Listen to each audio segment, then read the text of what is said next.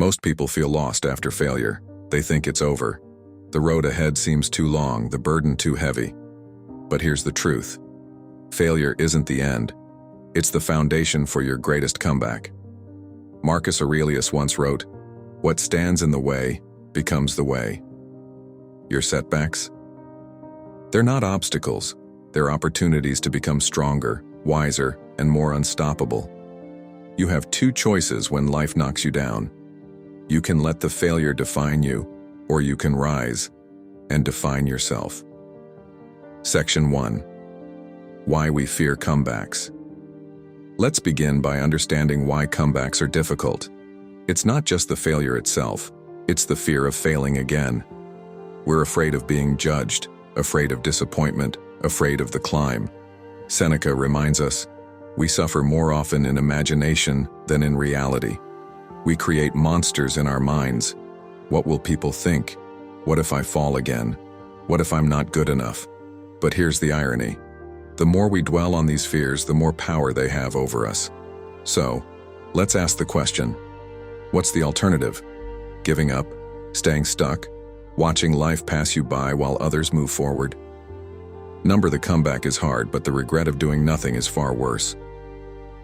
Section 2. The power of acceptance. Before you can begin your comeback, you must accept where you are. Marcus Aurelius advised, you must build your life action by action, and be content if each one achieves its goal as far as possible. This is key. Acceptance isn't giving up. It's the first step to moving forward. You can't change what's already happened, but you can change how you respond. Think of life as a flowing river. You can't swim upstream and undo the past, but you can let go of the debris weighing you down and flow toward something greater. Start by asking yourself, what lessons can I learn from this? Every failure holds wisdom, if you're brave enough to look for it. Section 3. The shift in mindset. Once you've accepted the past, it's time to shift your mindset. Most people live in what Marcus Aurelius called the bubble of externals.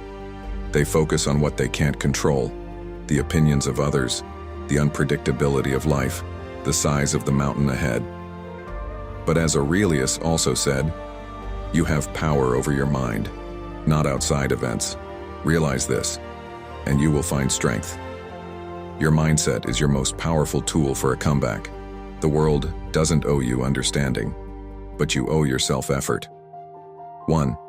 Stop complaining. Complaints solve nothing. Use that energy to focus on solutions instead. 2. Stop comparing. Comparison is the thief of joy and progress. Your journey is unique. Embrace that. 3. Start believing. Seneca said, as long as you live, keep learning how to live. Your past doesn't dictate your future.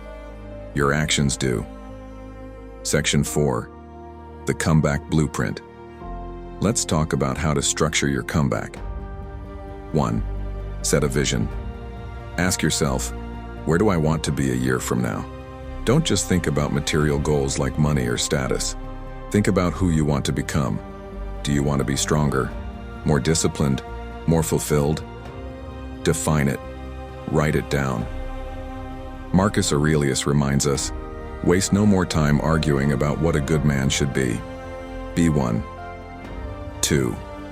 Break it down. Big goals can be overwhelming. Instead of focusing on the peak of the mountain, focus on the next step. What can you do today to move closer to your vision? Small wins create momentum. 3. Embrace failure. Failure isn't the opposite of success, it's a part of it. Seneca believed, difficulties strengthen the mind, as labor does the body. Each misstep is a lesson. Each stumble is a chance to grow. 4. Surround yourself with the right people. You can't make a comeback if you're surrounded by negativity. Find mentors, friends, or even books that inspire and challenge you. Iron sharpens iron. 5. Stay consistent. Motivation will fade. Discipline must take its place. Every day won't be perfect, but every day must count. Section 5. The Stoic Edge. What makes a Stoic comeback different? It's rooted in resilience and clarity. Marcus Aurelius said, "The soul becomes dyed with the color of its thoughts." If your thoughts are focused on anger, regret, or bitterness, your actions will reflect that. But if your thoughts are rooted in purpose and perseverance, you'll find the strength to overcome anything. The Stoics didn't just endure hardship, they used it. Seneca, who was exiled and faced immense loss, saw every trial as a chance to refine his character. Fire tests gold as adversity tests the brave. Imagine your life as a piece of iron shaped by the heat of your challenges. Every failure is a forge, every comeback a hammer strike. Section 6. The courage to begin again. Here's the final truth. Your greatest comeback won't be easy. It will test your patience, your willpower, and your belief in yourself. But it will also redefine you. Think of the phoenix, reborn from its ashes. Its old form had to be destroyed to create something greater. Marcus Aurelius asked, "If it is not right, do not do it. If it is not true, do not say it." In your comeback, live by this principle. Make choices that align with your values. Speak and act in ways that reflect the person you want to become. Your story isn't over. The chapter you're in now might feel heavy, but it's not the conclusion. This is your turning point. Take a breath, take a step, and remember the words of Seneca. Every new beginning comes from some other beginning's end. The world is waiting for your comeback. And when you rise, don't just rise quietly. Rise boldly. Let your story inspire others to find their own strength.